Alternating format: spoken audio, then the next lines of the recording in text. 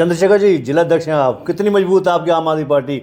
अभी केजरीवाल के गिरफ्तारी का विरोध करने के लिए आपकी पार्टी सीएम निवास पर पहुंच गई थी, मुट्ठी भर कार्यकर्ता थे। देखिए, मजबूती का जवाब तो कुरुक्षेत्र के रण से अब हम देंगे।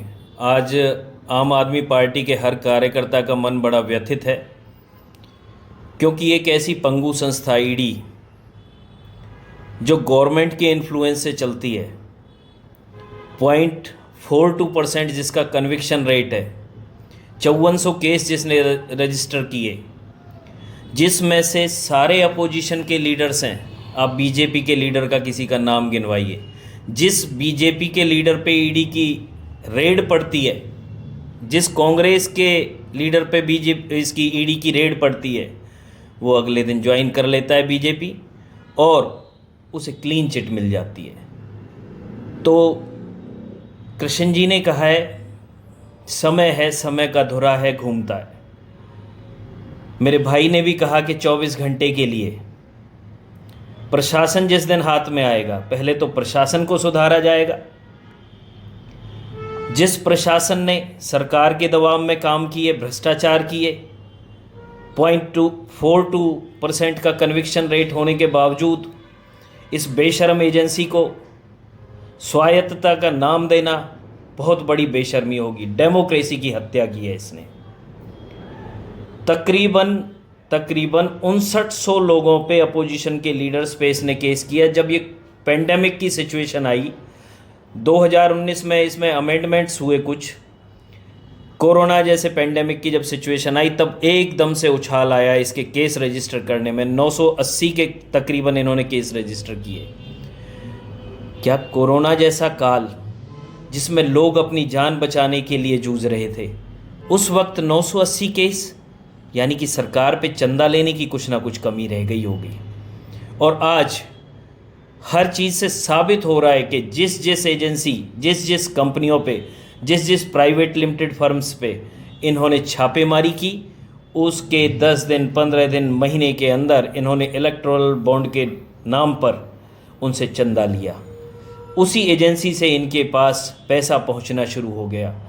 और मैं तो सीधी आज ये कुरुक्षेत्र जीतने की बात करते हैं। आज मोदी जी को मैं कहना चाहता हूँ, मोदी जी आप लड़के दिखाइए हमारे आम आदमी पार्टी के कार्यकर्ता से, या आपका सिपा सालार है उसे भेज दीजिए। दूध का दूध और पानी का पानी कुरुक्षेत्र के रण में हो जाएगा। ये कुरुक्षेत्र की धरा खून मांगती है और खून बहाने को हम तैयार हैं। हर कार्यकर्ता इतने आक्रोश में है आम आदमी पार्टी का कि वो अपना खून बहा देगा, इन लोगों से दबने वाला नहीं है। केजरीवाल जी ने अपनी राजनीति शुरू की थी अन्ना हजारे के आंदोलन से। राजनीतिक गुरु को छल में उन्होंने डुबो दिया, यानी कि उनके साथ विश्वासघात किया। ये कहना खुद अन्ना हजारे जी का। उन्होंने कहा कि केजरीवाल के कार्य से उन्हें बहुत दुख हुआ है। शराब के खिलाफ मुहिम थी और शराब का कारोबारी बन बैठे। बहुत दुख हुआ कि अरविंद केजरीवाल जैसे आदमी जो मेरे साथ काम करता था और शराब के बारे में हम लोग आवाज उठाया था, आज वो शराब नीति बना रहा है, जिसका मुझे दुख हुआ। लेकिन करेगा क्या, सत्ता के सामने कुछ नहीं कर सकता। आखिर उसको जो अरेस्ट किया गया, अटक हुआ, वो उनकी कृति से हुआ। हम ये बातें नहीं करते तो अटक होने का कोई संभव नहीं था। जो अटक हुआ है अभी कानून के तौर पर जो होगा वो होगा। देखिए, अन्ना हजारी जी से ये आंदोलन शुरू हुआ, सम्मान करते हैं उनका, वहाँ तक जब तक वो बीजेपी के नेताओं की गोद में नहीं बैठे थे। आज सिक्योरिटी लेकर अन्ना जी आराम की ज़िंदगी बिता रहे हैं। और आप बात करते हैं शराब की। हर स्टेट में, हर स्टेट को चलाने के लिए रेवेन्यू जनरेशन की ज़रूरत पड़ती है, और उस रेवेन्यू को जनरेट करने के लिए एक्साइज पॉलिसी को बड़ा बेहतर बनाया जाता है। हर राज्य स्वतंत्र होता है अपनी एक्साइज पॉलिसी बनाने के लिए। हरियाणा में कोरोना काल में आपने सुना होगा 5,000 करोड़ का घोटाला हुआ था, पर डिप्टी सीएम साहब ने कोई कोर कसर नहीं छोड़ी कि उसमें कितने ज़्यादा से ज़्यादा घोटाला हो सके। कसर तो आपकी सरकार ने भी नहीं छोड़ी ना केजरीवाल की। जो पॉलिसी नई बनी थी उससे पहले शराब कारोबारियों का 53 रुपये एक बोतल में मार्जिन होता था 750 ml की बोतल पर, लेकिन वही मार्जिन 353 रुपये का हो गया। एक शराब की बोतल में ऑथेंटिक है ये? नहीं, ऑथेंटिक मैं यही तो कहना चाह रहा हूँ। 363 का मार्जिन, मान लीजिए एक 400 या 500 रुपए की कोई शराब की बोतल आती है, उस पर 363 का मार्जिन, जिसमें हमने वहाँ पे एक स्कीम उन वेंडर्स ने चलाई थी 1+1 की। ऐसा कैसे पॉसिबल हो सकता है कि 363 का मार्जिन? ये तो बातें भी बिल्कुल ऐसे लगती हैं कि बिना सिर पैर का तीर। बाकी अनिल विज जी जो उस टाइम होम मिनिस्टर थे, जो आज बीजेपी से बगावत के सुर अलापे हुए हैं, राव इंद्रजीत जी जो एक ईमानदार नेता हैं, बगावत के सुर अलापे हुए हैं क्योंकि बीजेपी भ्रष्ट है। इसलिए खुद अनिल विज जी ने उस वक्त कहा था कि शराब का घोटाला हुआ है हरियाणा के अंदर, और वो भी हजारों करोड़ में। आज माननीय अरविंद केजरीवाल जी पर, एक ईमानदार, कट्टर ईमानदार नेता पर जो आरोप लगाए गए हैं कि 100 करोड़ का ट्रांजैक्शन हुआ है। भाई आप एक फूटी कौड़ी का ट्रांजैक्शन तो दिखा दीजिए। आज आप मेरा इंटरव्यू ले रहे हैं, मैं कहीं दूसरी जगह जाके कह देता हूं भूटानी साहब ने तो मेरी चल अचल संपत्ति अपने नाम करा ली है। कहीं कागज तो होगा, किसी बैंक में तो पैसे ट्रांसफर हुए होंगे, किसी मेरे परिवार में तो कहीं पैसे ट्रांसफर हुए होंगे, कहीं तो मेरे अकाउंट से पैसे ट्रांसफर हुए होंगे, कहीं तो मेरे मोबाइल में कुछ तो आया होगा।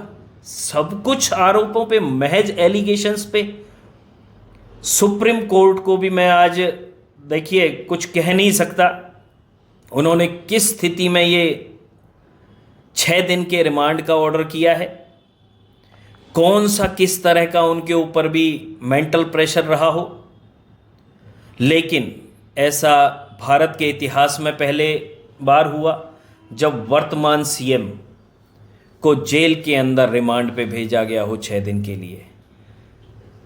एक महज आरोप लगाने से आरोपित नहीं हो जाता, और ऐसी पंगु संस्था को मैं आज मांग उठाता हूं जिसका कन्विक्शन रेट 0.42% है, ऐसी संस्था को खत्म कर देना चाहिए। क्या कहेंगे धर्मेंद्र जी, पलवल में अब आपकी क्या भूमिका रहेगी? देखिए, हम एक आम कार्यकर्ता हैं और वो देशभक्ति का माहौल जब अन्ना आंदोलन में स्टार्ट हुआ तो हमारा तो राजनीति से कोई लेना देना नहीं था। एक साधारण से इंसान है, आज भी साधारण से इंसान है, बट जब लगा कि यार अगर सब चुप रहेंगे तो फिर बोलेगा कौन,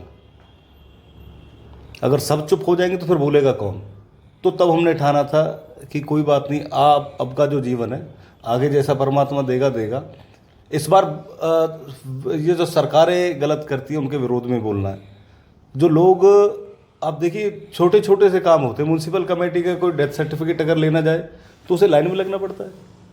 दिल्ली के अंदर ये व्यवस्था हमने चेंज करी है, आपके घर दे के जाएगा। आपको लाइसेंस बनवाना, आपको रिश्वत देनी पड़ेगी, आपको एफआईआर दर्ज करानी है, आपको चौकी के चक्कर लगाने पड़ेंगे। चौकी के चक्कर लगाने के बाद भी पुलिस वाले खड़े नहीं होते, कहते जी पहले क्राइम तो कुछ। वही मैं पूछ रहा हूँ कि आपका स्टेप क्या है पलवल में? अब ये व्यवस्थाएं बदलने के लिए हम लोग राजनीति में आए थे, और इस व्यवस्था को बदलने के लिए जब हमने बहुत डीपली देखा कि ऐसा नहीं हो सकता, क्योंकि अच्छे ईमानदार अफसर भी राजनीतिक दबाव में आ जाते हैं, तो राजनीति को अच्छा करने के लिए हम राजनीति में आए, क्योंकि बिना इसके ये लोकतांत्रिक तरीका है कि आप अगर देश का विकास करना मैं पूछ रहा हूँ आपका स्टेप क्या होगा आने वाले टाइम में? स्टेप तो हम तो एक कार्यकर्ता है, अपनी विचारधारा को पार्टी तक पहुंचाएंगे और पार्टी जैसा निर्णय लेगी वैसा हम काम करेंगे। पार्टी का एक कार्यकर्ता के रूप में हम आज भी काम कर रहे हैं और पहले जब से पार्टी का जन्म हुआ तब से काम कर रहे हैं। ये थे हमारे बीच में आम आदमी पार्टी के पलवल विधानसभा क्षेत्र से सक्रिय जिला सचिव धर्मेंद्र सिंह, पार्टी के जिलाध्यक्ष एडवोकेट चंद्रशेखर रावत। केजरीवाल की गिरफ्तारी को लेकर इन्होंने काफ़ी रोष भी प्रकट किया है और बताया भी है कि ये केवल मोदी सरकार के इशारे पर हो रहा है। बहरहाल आप हमारे चैनल को लाइक करें, फॉलो करें, कमेंट बॉक्स में प्रतिक्रिया दें, इस लिंक को ज़्यादा से ज़्यादा शेयर भी कर दें। धन्यवाद। जय हिंद, जय भारत।